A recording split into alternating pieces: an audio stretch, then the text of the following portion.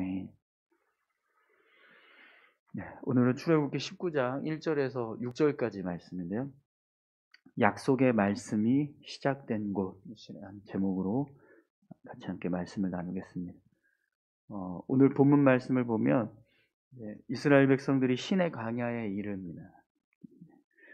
그리고 하나님께서 그곳에서 다시 모세를 부르셔서 말씀을 주시는 내용을 기록하고 있습니다.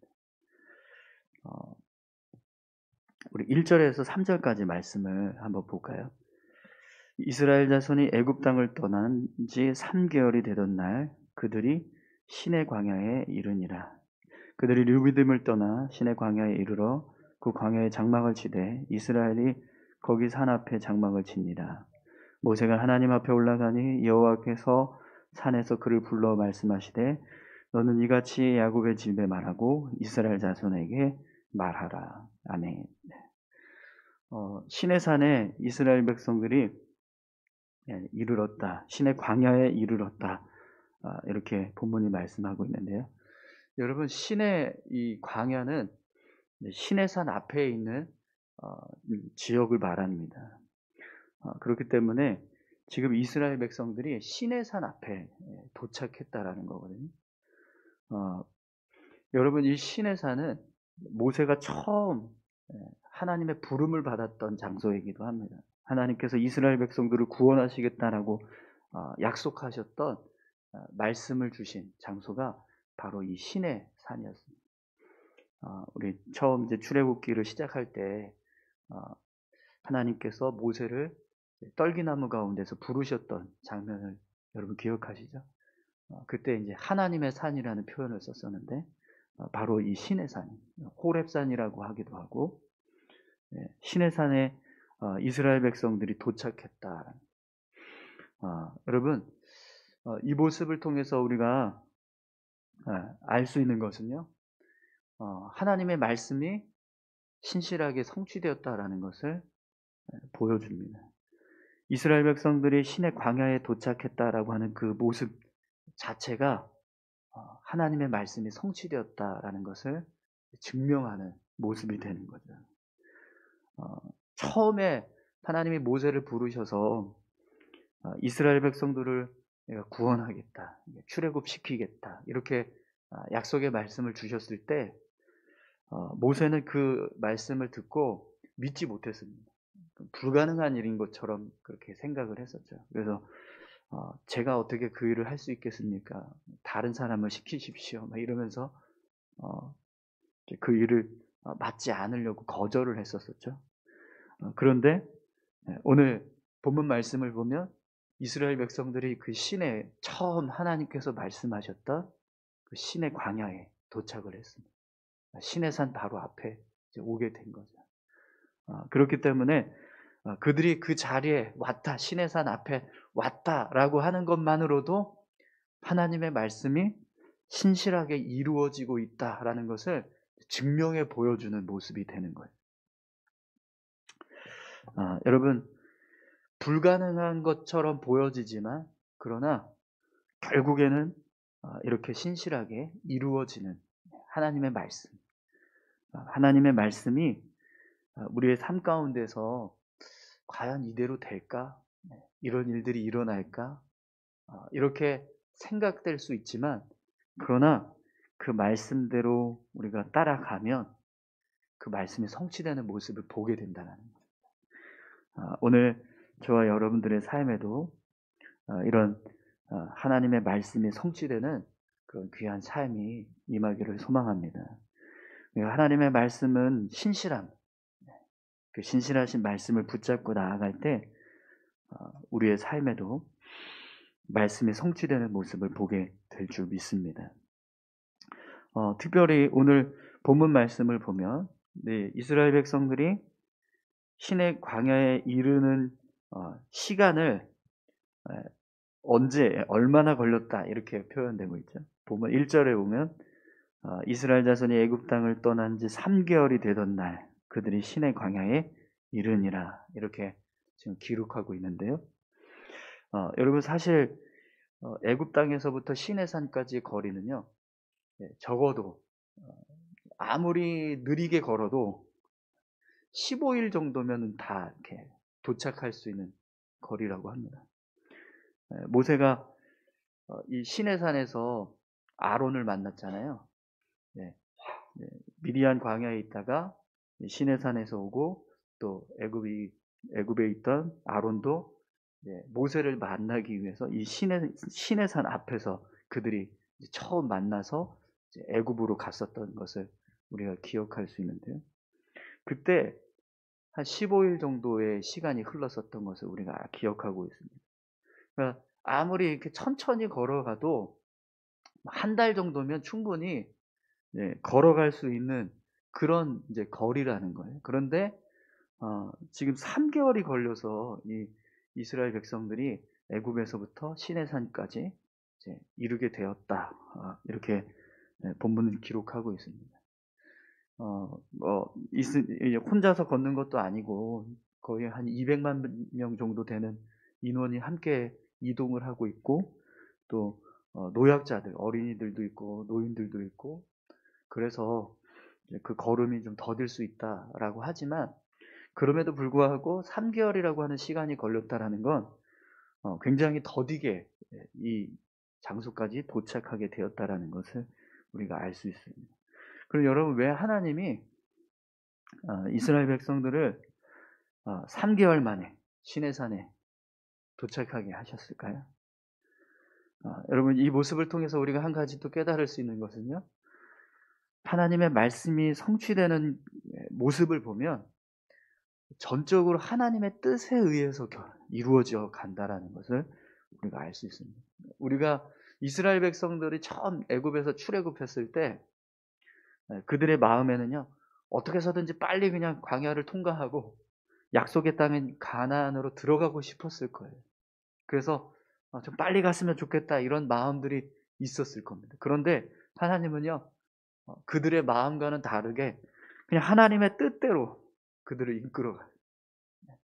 하나님께서 원하시는 모습으로 그들의 믿음이 세워져 가고 또 그들의 삶의 모습이 바뀌어져 가고 계속해서 하나님의 백성다운 모습으로 변화되는 과정들을 보시면서 하나님이 이스라엘 백성들을 인도해 가고 계신다는 거예요. 그렇기 때문에 하나님의 약속이 하나님의 말씀이 성취되는 모습을 보면은요. 우리가 아무리 원하는 마음이 있고 간절함이 있다 할지라도 우리가 원하는 대로가 아니라 하나님이 원하시는 대로 성취되어 간다는 거예요. 그렇기 때문에 여러분 우리가 하나님의 말씀을 붙잡고 그 말씀대로 삶을 살아갔을 때 그 말씀이 우리의 삶 가운데 이루어지는 것, 그 모든 것은요 우리의 뜻이 아니라 하나님의 뜻대로 이루어진다는 사실을 우리는 기억해야 합니다. 그래서 말씀을 붙잡고 살아갈 때 하나님 이렇게 말씀하셨잖아요. 이렇게 살아가면 이런 은혜 주신다라고 하셨잖아요. 라고 우리가 하면서 하나님 앞에 이렇게 뭔가를 이렇게 애타게 원하고 구원하는 어떤 그런 모습이 있다 할지라도 그것을 성취하기까지의 모든 과정은요. 전적으로 하나님의 뜻에 달려있다라는 것을 우리가 기억해야 합니다. 그것을 기억하고 살아가면 여러분 우리는요. 온전히 하나님을 신뢰하고 하나님을 의지하면서 하나님께서 인도해 가시는 그 손길을 통해서 하나님의 뜻을 깨닫게 되고 알아가게 되는 거죠. 오늘 저와 여러분들의 삶에도요. 하나님께서 우리 인생을 이끌어 가시는 그 뜻, 어떤 하나님의 손길, 하나님이 왜 나를 이렇게 이끌어 가시는가, 왜 나를 인도해 가시는가, 이렇게 인도해 가시는가, 그 뜻을 우리의 삶 속에서 배워갈 수 있기를 소망합니다. 이스라엘 백성들도요, 광야를 통과해 가면서 왜 우리가 이렇게 천천히 가고 있지? 이런 생각들이 있었을 거예요. 그런데 그 천천히 가고 있는 모든 과정들 속에는 계속해서 하나님께서 이스라엘 백성들을 가르치시고자 하는 뜻이 있었다는 거죠. 하나님의 가르침이 그 속에 있었다라는 겁니다. 그것처럼 오늘 우리의 삶에도 하나님은 분명 우리를 인도해 가시는 하나님의 뜻이 있습니다. 그 뜻을 우리가 헤아리면서 살아갈 때 우리의 삶은요, 하나님의 놀라운 은혜들로 계속해서 채워져 가고 있다는 사실을 우리가 발견하게 될 줄 믿습니다. 오늘 저와 여러분들이 삶을 살아갈 때요, 왜 이렇게 안 되지? 왜 이런 일이 빨리 안 일어나지? 왜 이렇게 기도했는데 빨리 응답이 없지? 이것 때문에 조급해하거나 또 불평하거나 원망하면서 살아가는 것이 아니라 하나님의 뜻을 더 깊이 생각하면서 하나님께서 선하게 인도하고 계신다고 하는 사실을 믿고 그분을 의지하면서 믿음의 삶을 살아가시기를 소망합니다. 우리 4절에서 6절까지 말씀을 다 같이 함께 읽겠습니다. 내가 애굽 사람에게 어떻게 행하였음과 내가 어떻게 독수리 날개로 너희를 업어 내게로 인도하였음을 너희가 보았느니라. 세계가 다 내게 속하였나니 너희가 내 말을 잘 듣고 내 언약을 지키면 너희는 모든 민족 중에서 내 소유가 되겠고 너희가 내게 대하여 제사장 나라가 되며 거룩한 백성이 되리라. 너는 이 말을 이스라엘 자손에게 전할지니라. 아멘. 이제 하나님께서 이스라엘 백성들에게 말씀을 주십니다. 처음 모세에게 약속의 말씀을 주셨던 그 장소에서 이제는 이스라엘 백성들을 향해서 하나님이 말씀을 주세요. 처음 모세를 부르셔서 이스라엘 백성들을 내가 출애굽시키겠다, 애굽에서 나오게 구원하겠다 이렇게 약속하셨던 그 장소에서 이제는 이스라엘 백성들을 향해서 하나님 말씀을 주신다는 거죠. 이 말씀을 붙잡으면 어떻게 될까요? 결국에는 하나님께서 말씀하신 대로 이루어지겠죠. 모세가 그 말씀을 붙잡고 애굽으로 나아갔던 것처럼 이스라엘 백성들이 오늘 주신 이 말씀을 붙잡고 나아가면 반드시 그 말씀대로 성취되는 거죠. 그럼 어떤 말씀을 주시는지 한번 보세요. 4절입니다. 내가 애굽 사람에게 어떻게 행하였음과 내가 어떻게 독수리 날개로 너희를 업어 내게로 인도하였음을 너희가 보았느니라. 아멘. 하나님이요, 이스라엘 백성들을 어떻게 인도하셨는지 너희가 보았다 이렇게 말씀하세요. 여러분, 오늘 저와 여러분들의 삶에도 이런 하나님의 역사를 보는 은혜가 있기를 소망합니다. 하나님께서 이렇게 역사하고 계시는구나. 이걸 보는 것. 이거 본다라는 표현은요, 그냥 이렇게 어떤 무감각하게 전혀 내가 경험하지 못하는 어떤 그런 것을 내가 상상하는 그런 모습이 아니라 아주 실제적으로 아주 분명하게 내 두 눈으로 확인하는 걸 지금 말하는 거거든요. 그러니까 이스라엘 백성들이 하나님께서 애굽에서 나오게 하시고 광야에서 그들을 인도해 가셨던 그 모든 과정들을 어떻게 했습니까? 두 눈으로 다 봤어요. 홍해를 가르게 하신 일, 또 반석에서 물이 나오게 하신 일, 마라의 쓴물이 단물이 되게 하시는 일, 아말렉과의 전쟁에서 승리하게 하셨던 일, 이런 모든 과정들을 다 그들이 눈으로 봤다라는 거죠. 그것처럼 여러분, 우리가 하나님을 신실하게 믿고 그 말씀을 의지해서 믿음으로 삶을 살아갈 때 우리 두 눈으로 하나님이 행하신 일들을 보게 될 줄 믿습니다. 오늘 저와 여러분들의 삶에 그런 은혜가 임하기를 축원합니다. 또 여러분 5절 말씀도 한번 보시겠어요? 세계가 다 내게 속하였나니 너희가 내 말을 잘 듣고 내 언약을 지키면 너희는 모든 민족 중에서 내 소유가 되겠고. 하나님께서 모세에게 모든 세계가 하나님께 속해 있다라고 말씀하세요.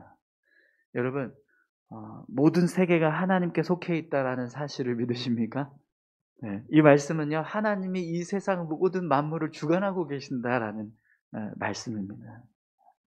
하나님께서 우리가 살아가고 있는 이 모든 세상을 주관하고 계신다는 것 여러분 믿으시죠? 네. 그럼 여러분 그것을 믿고 내 언약을 지키면 하나님 뭐라고 말씀하세요? 너희는 모든 민족 중에서 내 소유가 되겠다. 이렇게 말씀하십니다. 소유가 된다라는 말씀은요, 하나님의 주인 되시겠다라는 거거든요. 주인이 된다라는 건 어떤 의미입니까? 내 거라는 거잖아요. 네. 이제부터 너희들은 내 거다. 우리가 하나님의 말씀, 언약을 지키면서 살아가면 하나님은 우리를 내 거야 라고 말씀하신다는 거예요. 네. 오늘 우리의 삶에 하나님이 주인 되시는 삶 될 수 있기를 소망합니다.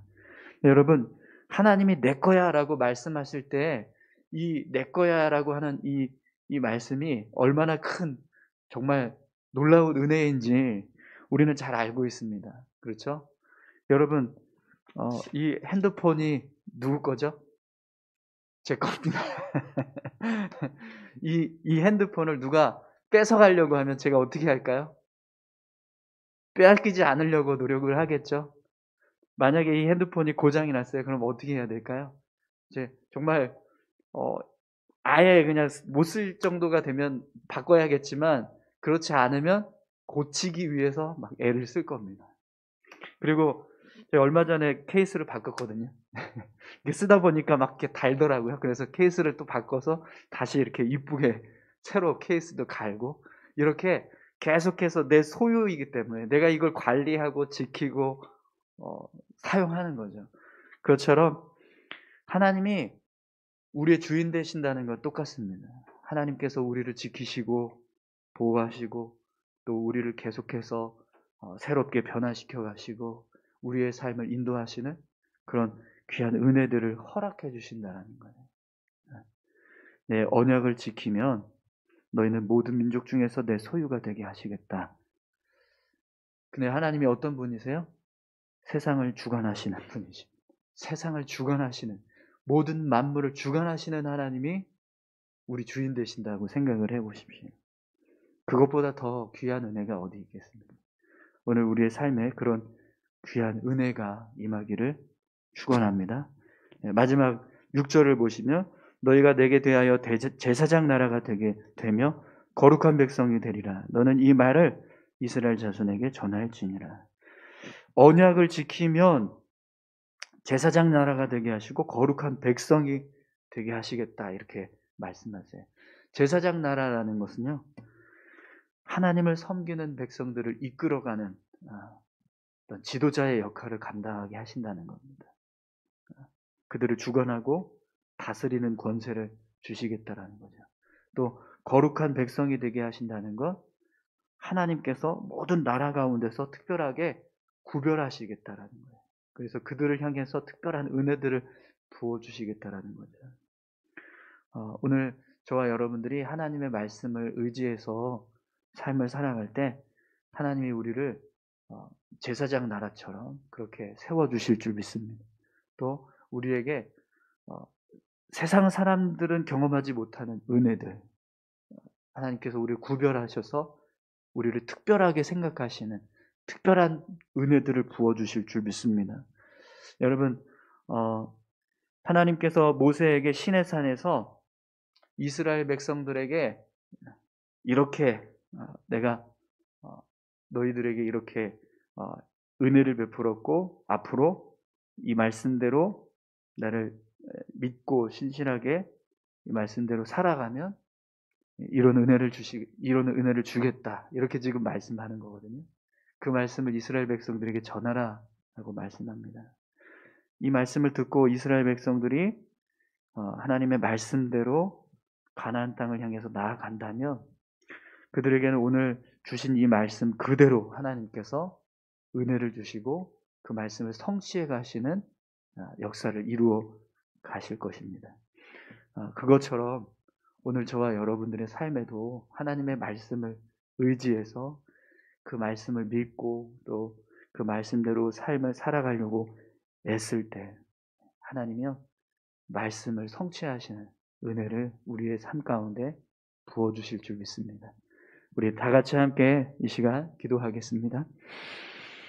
하나님의 말씀이 신실합니다. 그 말씀이 우리의 생각과 우리의 마음에는 과연 그렇게 될까라고 하는 그런 모습들도 있지만 그러나 오늘 말씀을 통해서도 분명히 알 수 있지만 하나님의 말씀은 분명하게 성취됩니다. 그것을 우리가 믿고 하나님의 말씀을 의지해서 살아갈 때 말씀이 성취되는 삶을 살아가게 될 줄 믿습니다. 우리의 삶에 그런 믿음이 있게 해달, 하나님의 말씀을 붙잡을 수 있는 믿음, 하나님의 말씀이 신실하시다는 믿음, 그 믿음을 부어주셔서 말씀 의지해서 살아가는 우리의 삶이 될 수 있게 해달라고 우리 다 같이 함께 기도하겠습니다. 하나님 아버지 감사합니다. 오늘도 주의 은혜를 사모하고 주께서 우리와 함께 하심을 믿기에 우리가 이렇게 주님 앞에 새벽을